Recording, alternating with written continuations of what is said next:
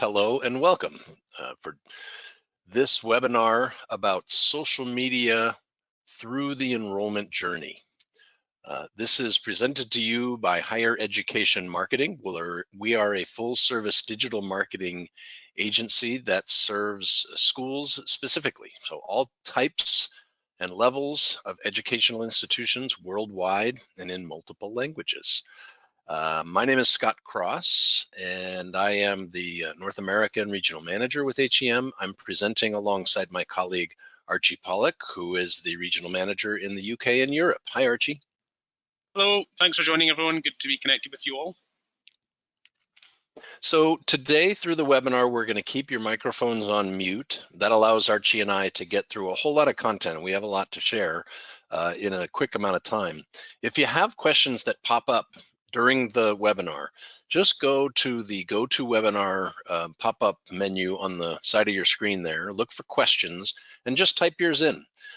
You can type it in so that way it'll be waiting for us. When we get to the end of the webinar, we will answer your questions happily. I also want to point out to you in that same taskbar, just below questions in mine, not sure if it's below questions in yours, it's called handouts. And we have a handout today. It's a PDF that you can download straight from GoToWebinar here. It's a self-assessment checklist for social media strategy. So super useful resource for you. It costs you nothing, just grab it and put it to use. Check the boxes where you're doing things, uncheck those that you're not quite yet. Helps you just kind of take a measure of where you stand and what there is yet to do. This webinar will be recorded, so you will receive via email the recording and also the deck of this webinar in a couple of days. And with that, I think we'll just go ahead and get started. What do you say? Yeah, absolutely. Let's go ahead. I think we'll start with a quick outline of today's session. And really what we're trying to do today is outline some of the basic elements and best practice cases in building an effective social media strategy for your school. So this includes a few things. One would be the creation of student personas and creating content that really speaks to them and engages them.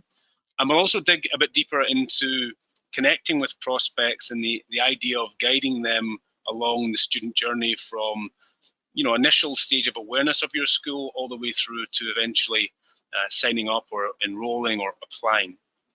And we'll also look at paid advertising on social media and where that plays a part in the sense of making people more aware of your offering, increasing your reach into new and existing markets that you may be interested in. And then, of course, with all of this in mind, it's important to understand and measure how we actually did. So there's all these different moving parts going on, but essentially we want to know at the end of the day, how are these things going? What was successful? What was less successful? And how should we proceed? So those are the kind of elements we're going to discuss today over the next kind of 45 minutes. Yes, and we're going to begin with that strategy piece Archie mentioned, and I want you to think of it, this illustration is designed to kind of act like a smile, and we're just smiling a little at the bottom when you're using social media at its very basics. And the more you use it strategically, with intent in mind, with audience in mind, the more benefits you're going to be able to receive from your social media as a marketing tool. And if you're posting periodically and just, really just making sure you're visible, you're probably nurturing your online community, you're complementing some of your other digital marketing, you're doing the very basics. Once you begin to post content that is persona or audience focused to their needs and what they want to learn, what they want to know, and when you begin to insert links that drive them to your website, connect them with your school, you're beginning to build trust in your brand, awareness, visibility, and loyalty, and you're encouraging meaningful engagement with those prospects, with your audience. And it's really when you get into a more complete and comprehensive social media content strategy, that's when you're beginning to really drive targeted prospects to your website, and you're beginning to generate direct inquiries. So we're going to walk through the points at which really kind of take you to that wider smile, because you're really taking on everything you can in terms of what social media can deliver for you. And one of those things social media can deliver is decision making, that is lead generation. So yes, people use it to research and learn more about you. We'll talk about that. And on your behalf, social media helps you to amplify your school's brand, to engage your community, to promote your content, to boost your SEO. But more than 50% use social media to research a purchase. And more than 70% are more likely to purchase after social media has provided them some sort of referral, some sort of information that tells them, yeah, this is the one for me. So it's definitely a decision-making tool, and it's important to remember that.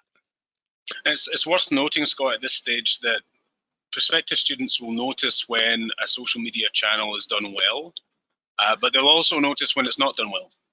So when people are going through this kind of consideration of your school's services and offerings, it's important to focus on doing things in an organized and structured way, because if things are not done, or let's say the last post on your Facebook channel was months and months ago, it doesn't reflect well on the institution in terms of being organized. And this is one of the few touch points and reference points that the prospective student has, so it's important that it's done well and at least in an organized and structured way. Exactly. And we've talked about that before, how when it comes to that, using social as a comparison tool, they're looking at yours and they're looking at those schools that they're also considering. So if the other social, basically their content, their overall social presence is more robust, it's really interactive, they're going to think, oh, maybe you don't necessarily have what it takes, and they do. So yeah, it's important what you post, but also when you leave it alone, unfortunately. Absolutely. And if we're talking about developing this kind of social media strategy, there's a few core elements that we want to consider. So first there at the top is the presence on the right channel. So you want to be making yourself visible, obviously, where your target audience is. And this might change depending on the age or the country of your target audience. There's a few variables to consider, and we'll talk about that more when we talk about personas. And when we look at the frequency of posting, that's another important element. So you might want to post, for example, more than once a day. There might be multiple posts on some platforms and less frequent posting on others. It depends on the kind of type of channel that it is, and typically how frequently people would post in those different channels. That's something to consider. And whether you might want to bring in some kind of automation to post maybe anti-social hours, depending on where in the world you're targeting. You might want to post at the right time based on time zones and things. So next up, we want to look at consistency in messaging and also your branding across social media platforms, because we see some opportunities missed where a school will post a fantastic post, interactive post, very interesting, but they'll forget to put their brand in the image, or they'll forget to mention themselves in the content. And especially the case, they should be linking back to typically the website as well, or a link to further information. And that really brings in that kind of cyclical environment where people are going to the social media, to the website, back to the social media, back to the website, and really, visiting on multiple occasions your site and your social channels and building that sense of community. So with that in mind, you want to be linking back to the website. And when you do want to reach out and expand your network and expand your visibility and broaden your horizons, then you can think about paid advertising, which is the last element there on the slide. So really, organic posting will get you so far, but really to boost into lookalike audiences, or audiences which are similar to the type of people that you're already targeting, you're going to want to bring in some elements of paid advertising really to extend your reach.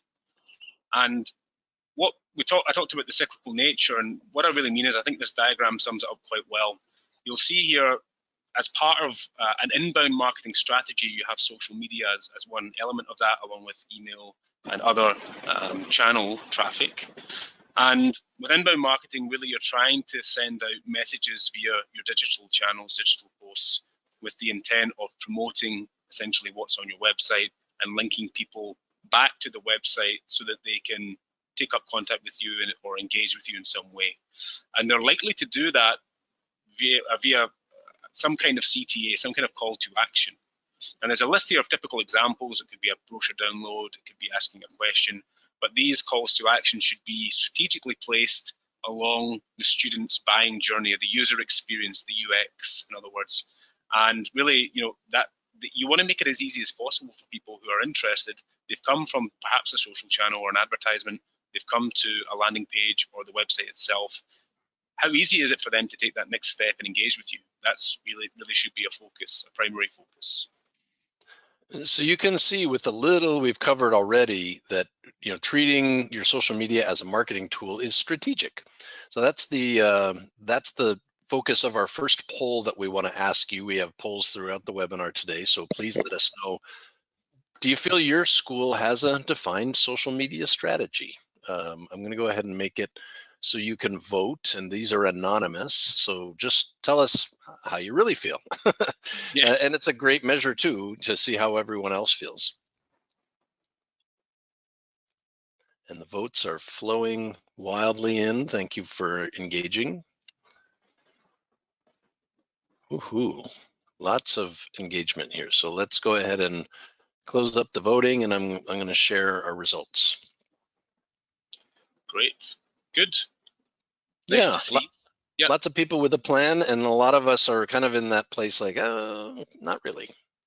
Yeah, well, I think as we go through the webinar and ask questions later, we'll drill down a bit further and get to the nitty gritty of some deeper elements, and we'll see if that maybe changes. It'll be interesting. Exactly. Yep, sure thing. Okay, I'm going to hide that, and then we'll go on to that. First, one of the real cornerstones of your strategy is going to be defining your prospective student personas, or your audience personas. Who are those types of people that you want to focus when you're putting content out there? Who are the types of people you want to be writing toward? And these are the types of people most likely to be attracted to apply for, to sit in your chairs and in your classrooms, to really be interested and engage in your programs. And we're going to define them in all the ways you see in the circles, by their background, their behavior, their demographics. And we're also going to look at their motivations, their goals, their challenges, and their pain points. And what's also interesting is you can define each of those pieces in those segments we mentioned on the left, because they may be a little different program by program, or they may be a little different whether it's undergrad or graduate level, or it may be a little different if it's in North America or in another country or region around the world. So you may have different personas for each of those groups, or multiple personas within each. It just depends on you and how deep you want to dig. So what we're going to do is we're going to show you what the sections of a persona look like and what you want to strive for, beginning with the most simple background and demographics. What I really want to point out here is kind of a fun little basic thing, is you want to name your persona, because as you build a strategy around what you've learned and researched about these people, this is what you're going to write all about and basically create this content strategy with. Ideas will come up after 4 months, 8 months, 12 months. You're going to be batting around new ideas of things to put on social or new platforms. And I want someone in that conversation to say, oh, well, would that resonate with Isabel? Is that going to reach Isabel? And I want everyone in the room to go, oh, no, that's a good point. Probably not. Or maybe spot on. It's just a great way to bring that conversation back to your ultimate goals, and that's your personas. Yeah, and when you get these demographics kind of down pat, the next step is really to understand it. So we know who Isabel is, approximately. What is it that's motivating her to potentially inquire with us? What is it that's motivating her? She's obviously realized that she needs to take some kind of educational course in order to achieve some kind of goal. And what is it that she will be looking for from an institution in order to attain that goal? So essentially, what's driving her? What is she looking to achieve? And really put yourself in her shoes to understand what the bigger picture is, and how you might be able to speak to her in some ways. And you take that motivation, you can also look at concerns. So she wants to achieve certain goals, but what might be standing in the way? Is it something that you can help her overcome? Is it something financial? Is it something logistical? Is it, if it's an online study, maybe she's got concerns about the quality of instruction. These are the kind of concerns that people realistically have, and the kind of concerns that you'll have to assuage in order to persuade that person to take up a course with you. So these are things that you can define and can be addressed in your content.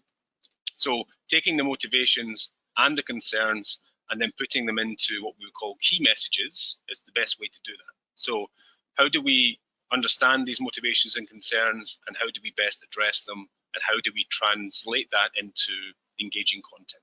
So you want to address the motivations, calm the concerns, provide solutions, and join the dots for this person. You know, what is it that you offer, and how would that help them achieve that ultimate goal?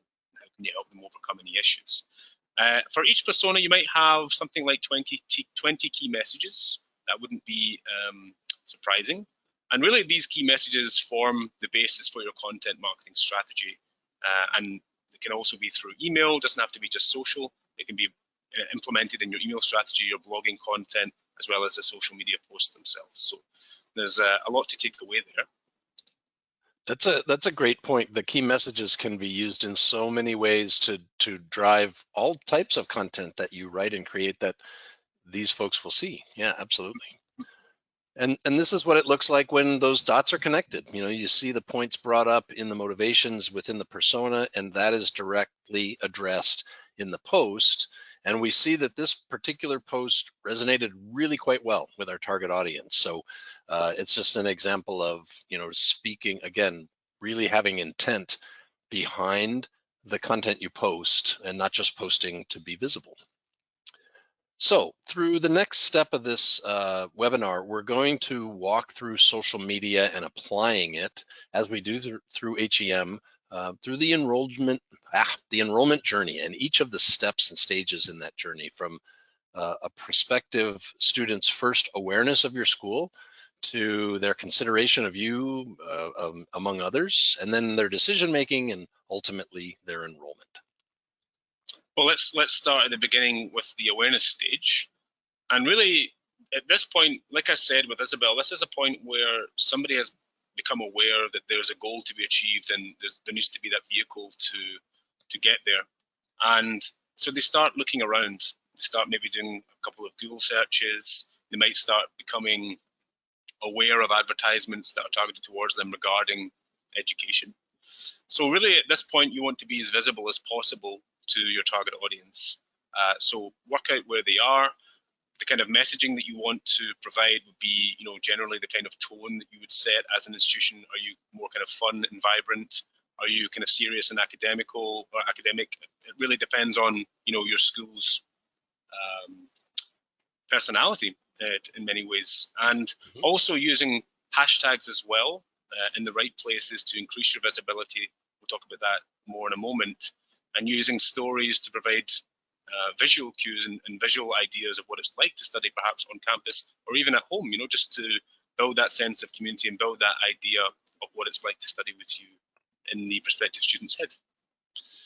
And this is a really good example of cross-posting. So you have here on the left-hand side a blog that was created, and what we want to do is share that across multiple channels. So you've got sharing it on Facebook, sharing it on LinkedIn, sharing it on Twitter. There's slightly different formats that need to be adjusted to fit well within the different platforms. But the idea is that you can use this content in a multi-purpose way. You can refer to it and link back to the website through many different channels, as well as email, and like I said, build up that cyclical nature. So it shouldn't be surprising that a prospective student won't see that message about the blog on a few platforms if they are keeping an eye on you. And there's no harm in that, you know, slight bit of repetition, reminding people of who you are, and that offer to read the blog is there, because they may well have glanced over it at first. They may well have thought, oh, I might get onto that later. So if you pop up in a few places with that offer to provide information, it can be very helpful. And using pictures and images is very strong. You can see here on screen, there's a couple of examples. So, you know, sometimes that can be seen as kind of the other side of the academic experience, you know, the social culture, the sense of belonging, and also a good opportunity for branding as well. But really, again, it's about getting yourself visible to people at this initial stage of awareness and allowing them to wonder and imagine what it might be like to study at your school and what a great experience that would be. So I mentioned hashtags, and they're actually increasingly important. Some people, link it more towards Twitter more than anything else, historically, but more and more people use hashtags as a kind of search function within social media platforms. So they'll put keywords into their search bars on the social media platform to look for things like MBA programs, study abroad programs, even particular trades.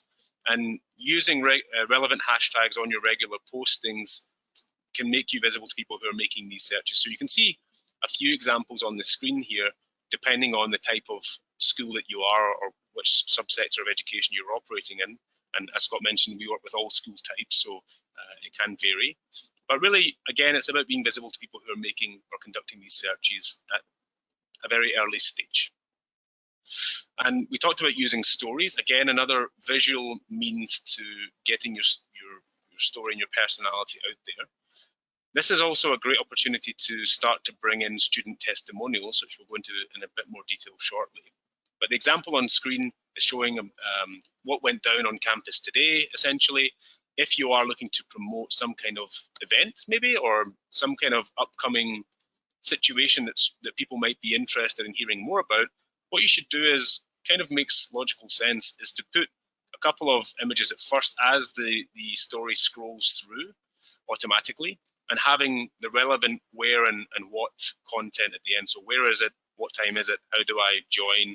That kind of stuff should be towards the end. So you build the excitement and the anticipation, and then this is how you join and connect with us. So logical, but not it's something that people often skip over or miss out.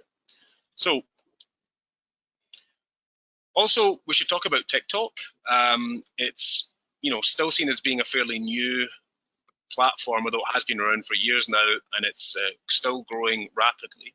So particularly if your target audience is younger folk, if maybe you're having summer camps or you're looking to bring in new graduate students, undergrad students, then it's one of these platforms that you should consider being visible on. One reason in particular is that it's very easy to do. It's video based, it's very accessible. It's fun, it's designed to be kind of catchy and playful, not taking itself too seriously, doesn't require professional work. And it's really about authenticity as well. And people get to see the real school.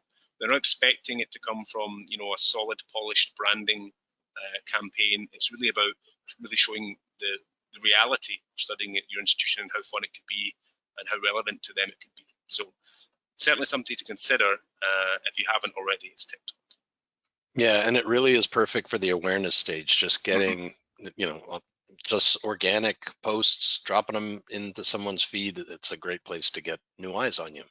Yeah, because people essentially, they want to get the education for that goal that we talked about, but ideally they want to have fun as well, right? And if an institution can show that, yes, we'll provide you with what you need for your career, let's say, but you can have a good time while doing it. That's exactly the dream combo.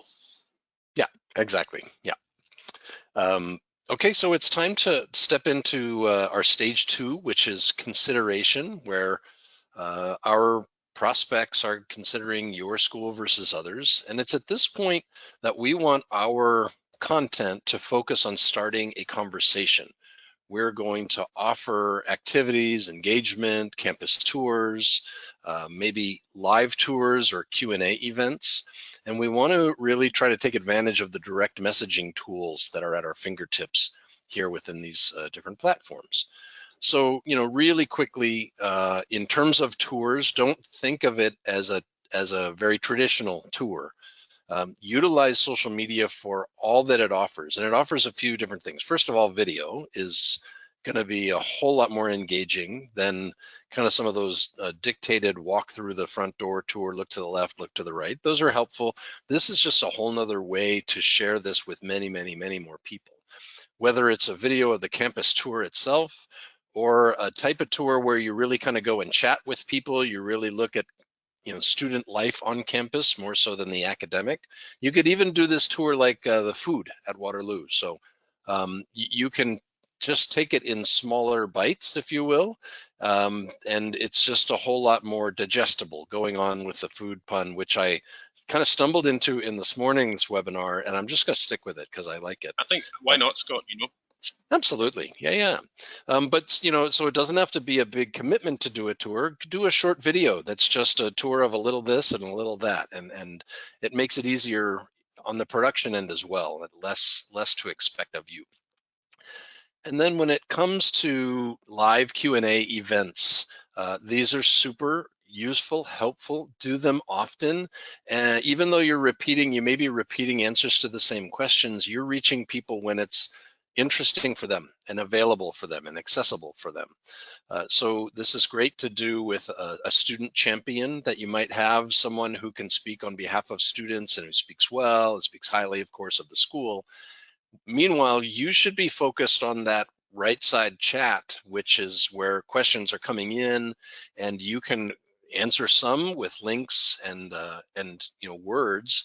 You can also just be tracking the names and identities of the folks who are asking, so that you can reach out to them after this event, follow up, and start that conversation. And another great use of TikTok in that regard is by using it to show off either tours or basically some of your student champions sharing their insights about what's school life like, what's the food like, etc. So either of those elements can be helpful in that regard by using it on the TikTok as well.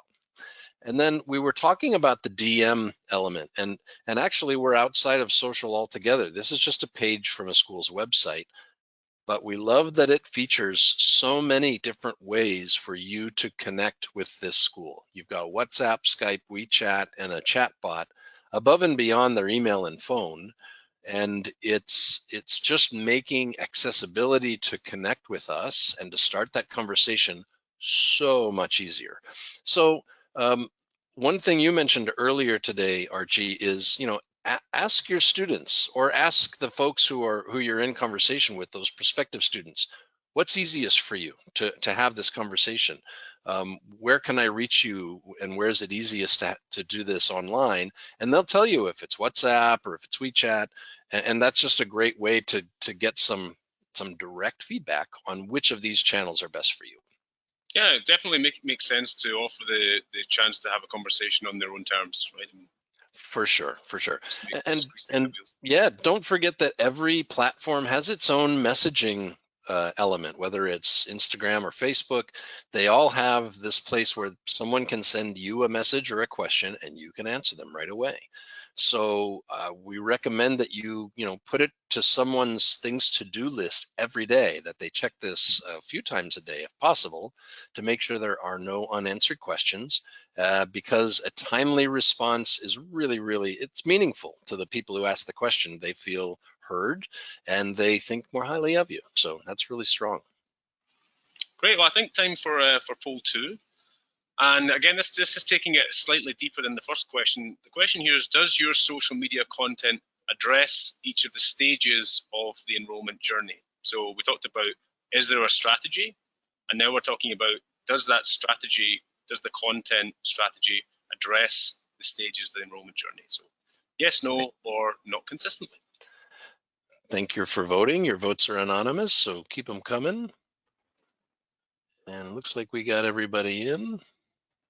Oh, there we go. Perfect. I'm going to share the results. And a lot of you this is the place where you have opportunity to step up that strategy, eh?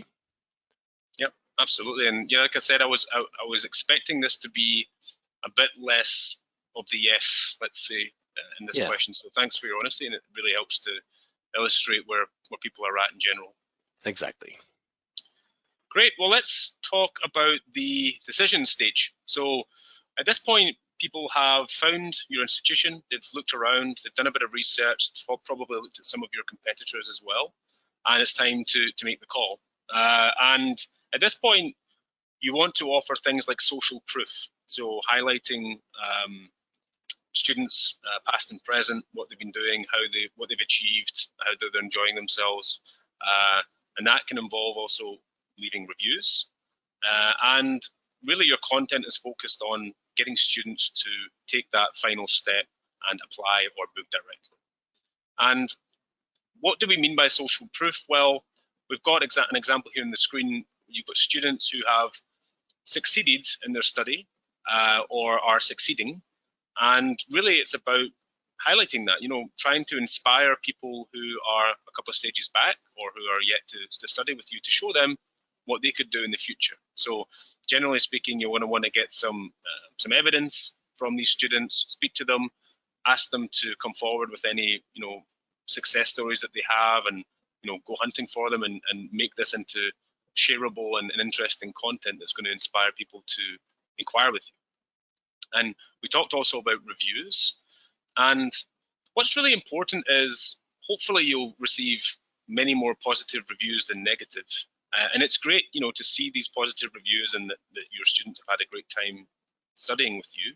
But you also will always receive negative reviews. And in previous roles I've worked in, I've worked in student satisfaction surveys, and no matter what you do, there will always be negative reviews. I can promise you that.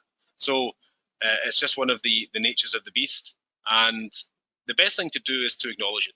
Acknowledge the negative review. If there's genuine foundation to any negative claims, let's say, address them and thank the person for their feedback, and try to do better. That's all you can do.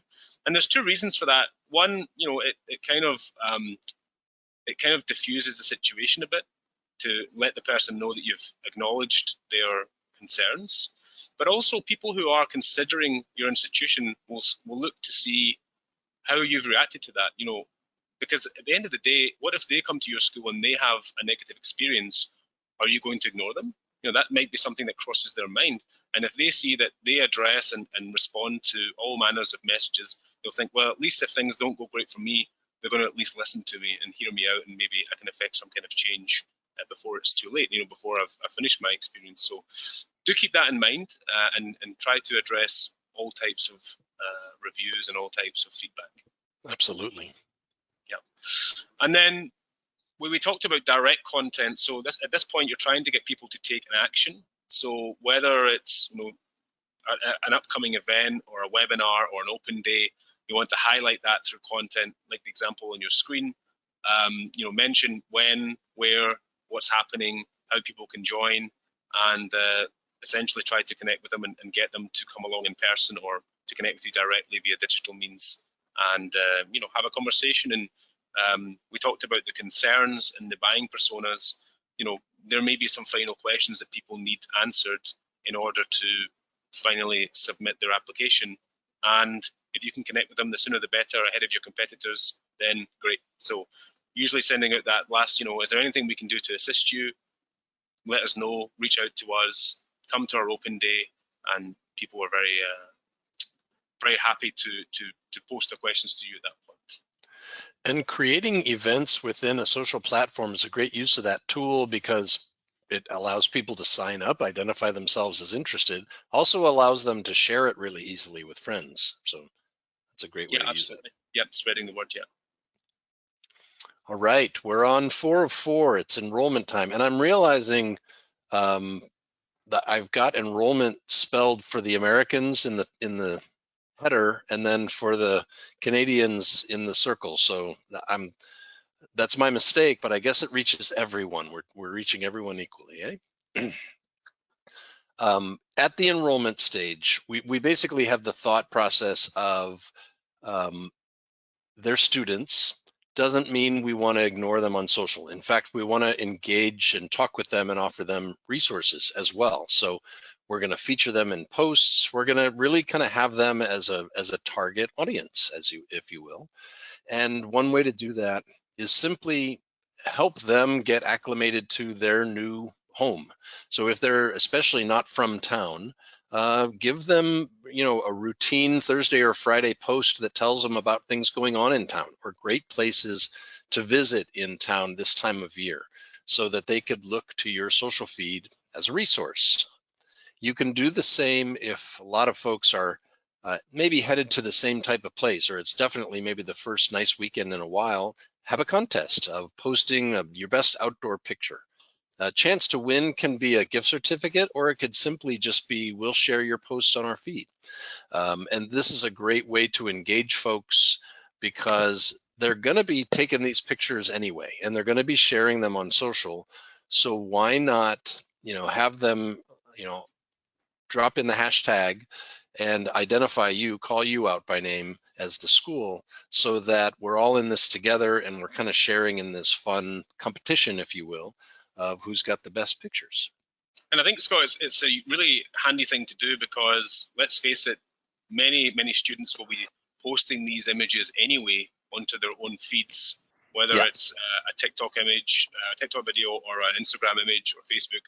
And you might as well, invite them to share that content with people who, might be interested to see it, and incentivize that, like you said, with a small prize or whatever it might be, because they're going to be doing it anyway. And actually, let's think one layer deeper. Many of these potential students may well be looking to build a following of their own. So they'll be really happy to engage, and hopefully win a competition in which, hundreds or thousands of people may see their winning posts. So, there's a few caveats to that there that might be worthwhile considering. No question about it. That's a great point. You're building a community at a few different levels. I mean, not just the school's following community, but those who are posting might, they might be in their first week or month away from home, and they're looking to see who's here also. And who has some, interests like mine. So maybe they went to the same place in town, and they're a new student as well. So yeah, that's a great point of expanding the community and just connecting folks. Another great point is celebrating future students, those who make the commitment to attend your school. These two examples here are, they're a little staged, right? So you got the backdrop there. Obviously, the school is involved, and those are important. And maybe these are high profile folks. But keep an eye out for those who simply say, hey, I'm excited to announce I'm going to be attending blank next fall, or attending blank next winter. And look for your handle thrown out there, and look for folks who are throwing out your hashtags, and share those, so reach back out to them and congratulate them in your comment to them, and make sure that they see that to you they matter. It's a great way to really to celebrate their celebration and join in that. It's also really easy to approach existing students and ask them to basically provide a testimonial and a photo. And so these are the ones that might have a year or so under their belts. They're doing well. You understand that they're good communicators, and they have a nice, strong and reliable social profile. And invite them just via email to give you a quote and send a picture. It doesn't have to be a big old video. It doesn't have to be a big old blog post. It can be as simple as a quote and a picture that goes a long, long way to communicate to your personas, to your audience, what it's like to be a student here, and some great examples of students doing well and loving the place. Yeah, well, let's talk about up until now, we've talked about organic posting largely, and these are unpaid, authentic posts that go on your regular social feeds. But these posts will only reach your existing community, largely speaking, your followers. And an important part of your social media strategy is really to try and branch out to lookalike audiences and similar groups of people who may well be interested in studying with you. So there's a few questions to ask yourself. What is it I'm trying to achieve? Is it engagement at the top of the funnel, or at the beginning of the awareness, in the awareness phase, or is it more about trying to get people over the line and get them to inquire with you more directly? And who are you targeting? Where might these people typically be found? What kind of ad placement should I be using? Because there are various options. And what happens when somebody clicks on an ad? Where should they go? In that user experience, where do they go next after they've clicked on the advertisement? So these are questions that we need to ask. And if we're trying to understand which platform should we be visible on, this slide here is a really interesting example. It's from Google Analytics, and it's looking at the different types of social traffic going to this school, example school, to help you decide, where should we be visible? Because as you can see in the example, there's Facebook, LinkedIn, Twitter, YouTube, and so on. And this would help you to understand, look, well, most of our prospective students are clearly using this channel. This is one we should consider. If you feel that there might be other more niche platforms, it always makes sense to ask your current students, where do you think we could find more people like you? What are people using in your group? And see what they say. Maybe it's TikTok, maybe it's Reddit, maybe there's something else that's a bit more niche and a bit more specific that you could consider. But this is a great place to start. If you have no idea, if you want to make sure that you're definitely not going to completely waste your money, then I would recommend looking at analytics to get an initial idea. And when you're building your ads, there are options. Like I said, it's different formats and different types of advertising. You can see here for Facebook, you have the newsfeed mobile ad, the newsfeed desktop ad, and the messenger ad as well. So there's different options there with slightly different formats designed to reach people who are using Facebook in different ways. And they will also have different outcomes. So again, we look at the stats here and we see the green arrow up top is highlighting the ad as it appeared on the newsfeed. And the red arrow at the bottom shows the ad in the newsfeed, but on desktop. So mobile at the top and desktop at the bottom. And you can see what kind of interaction levels you're getting in terms of the number of leads that are coming from the ad, the cost of those leads. And these are obviously very important metrics to understand how efficient your advertisements have been. So again, for planning and strategizing your ad spend as well, you want to look at stats like this to understand, is the money we're spending being spent well? Would we be better, shifting our resources around and targeting one or a different platform altogether? These are questions that you can ask yourself if you have this kind of data. Do you want to talk, Scott, maybe just about what happens when somebody clicks on the ad, what the options might be? Right, for sure. And when in that same line, if your objective is lead generation and you're really just trying to collect contact information of interested prospective students, ads on social, whether on the left it's just in the feed, on the right or kind of in the center there is an ad within stories. You want to have that call to action, learn more. And very traditionally, you'd look to send that person to a landing page. That's a page that looks like your website, but it's kind of standalone, and it has that RFI form, request for information, where you ask for their first name, last name, email, and maybe phone so that you can contact them, they can learn more, you can connect. What we've found in the past year and a half of social advertising for lead generation is that you're going to get a better conversion rate if you utilize the form within the app itself and don't send them necessarily to the landing page. Now, this is different when you're doing Google search, so that's separate altogether. And if you want to talk more about that, feel free to reach out to us and we can talk about the differentiation. But when someone's in the app, Facebook or wherever, and they're just kind of cruising through and browsing, by having the form be within the app, it doesn't ask you to leave the app just to express your interest and to basically try to connect with the school.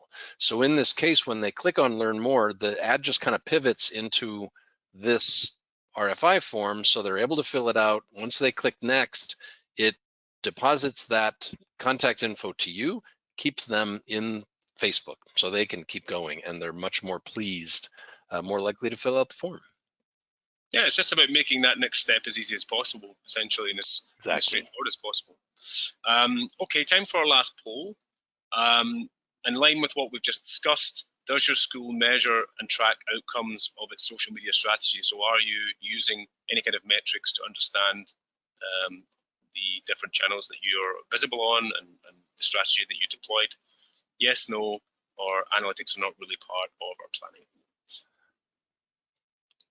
And the votes are flying in. Thank you, everybody, for engaging. A couple more votes. There we go. Okay, I'm going to go ahead and share our results. And, a lot of you are checking your metrics. That's really good to see. Yeah, I think we saw in the first question, people were interested or were positive about the idea of having some kind of strategy. Was it maybe deep enough, that strategy? Was the poll question too and now we're seeing that yes, people are paying attention largely to their social media strategy and the outcomes. But some not so much, but that's great too. You know, it's good to know where improvements could be made. Exactly. Yep. Okay, so we're heading to the home straight now, and we're just going to fly through a few slides. I noticed there's a couple of questions as well that have been posted, so if you do have a question, feel free to ask it, and we'll try and address as many as we can at the end. So we're getting there now, but on the screen here you can see two different types of campaign. One that's focused more on engagement, so you can see there's highlighted areas like comments and likes and general engagement and reactions, as well as other stats like impressions and reach. And I won't go into the details of describing what all of these factors mean, but essentially it's more top of the funnel. And then you look at the decision type ad where you're trying to convert leads. You're trying to get people to take an action, request more information, sign up for an event, whatever it might be. And these are the two main types of ad that you come across, depending on the kind of motivations that you have and what you're trying to achieve. And taking it a next step, if these forms that you have filled in are linked to some kind of CRM or database, then it's important to understand what happens next, because this is the beginning of the journey. The lead generation is one step, of course, that we're looking at under a microscope, but there's the whole follow-up procedure as well, where people from your team are maybe calling, emailing, you know, texting, and so on. And having this information from the top of the funnel all the way through to hopefully students purchasing a course from you, this is really important information. And it's helpful to see which of these leads that finally convert came from certain channels that you've been working hard on. So again, this kind of information is extremely useful. Absolutely. It's kind of that ultimate ROI measure of, okay, did our time on Facebook and our money on Facebook pay off? Well, yeah, it netted this many students.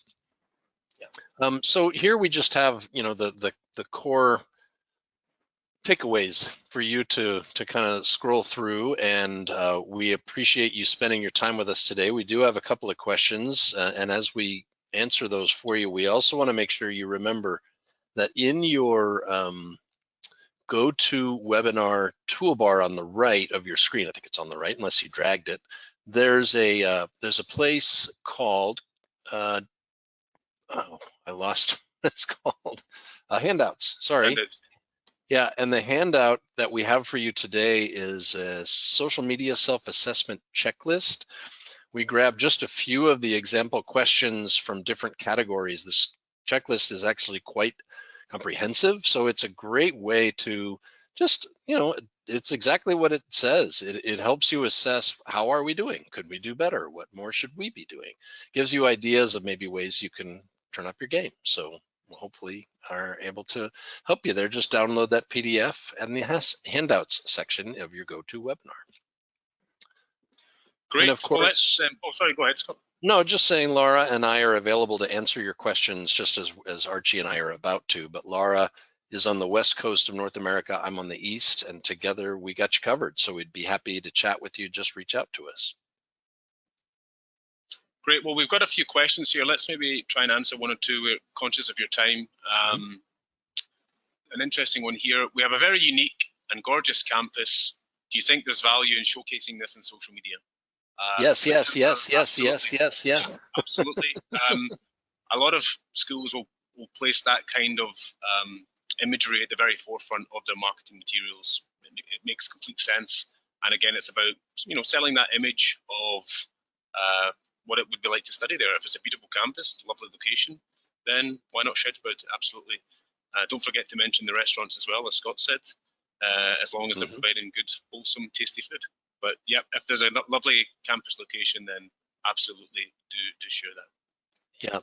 And another question, what about the privacy and security of student information when using forms within social? That's a great question.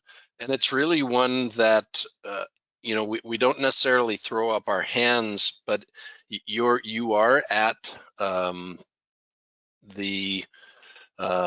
I'm trying to think of the word, what's that phrase, but you're at the will of those who are providing this for you. So you're at the will of Facebook, you're at the will of LinkedIn if it's an in-platform form that someone's filling out, there is likelihood that that information is being stored in that platform by that platform. What we do is when we set this up for a school, we set it up with with an add-on, a widget called Zapier, which helps to basically grab that information from the form and drive it, basically deposit it straight into your CRM, your contact database. But you definitely have, even if it's not being collected by Facebook, you have the impression by those who see you online that maybe it is.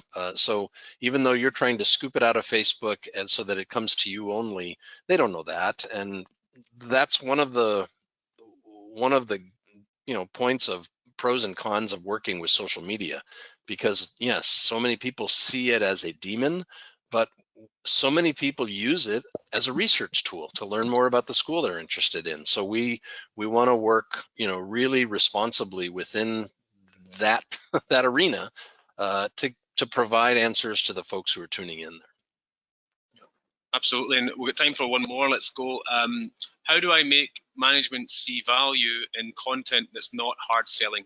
So, for example, art on campus, nice photos of the buildings, posts about Earth Day, etc. So I think, it's about understanding the fact that this is about building a sense of community, first of all, and it's about understanding the motivations and concerns of the personas that you've developed.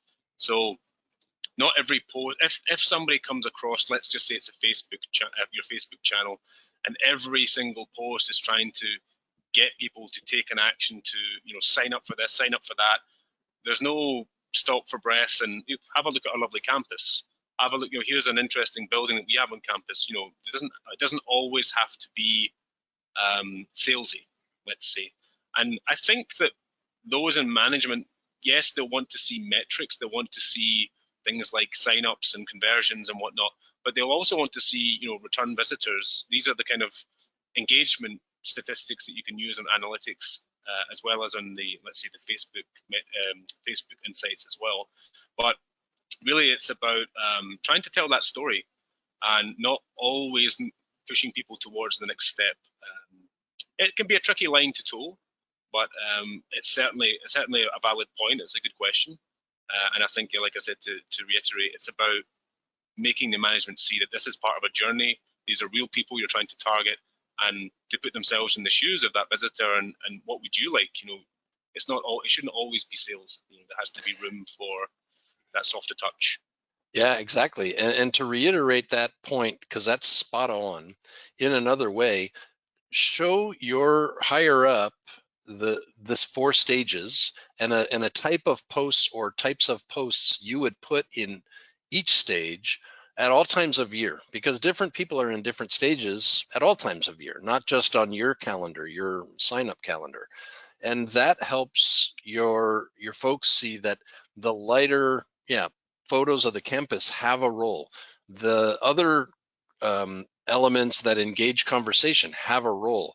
And then those posts saying it's, with that greater sense of urgency, as Archie said, they have a role as well to really move your audience through those stages and to enrollment.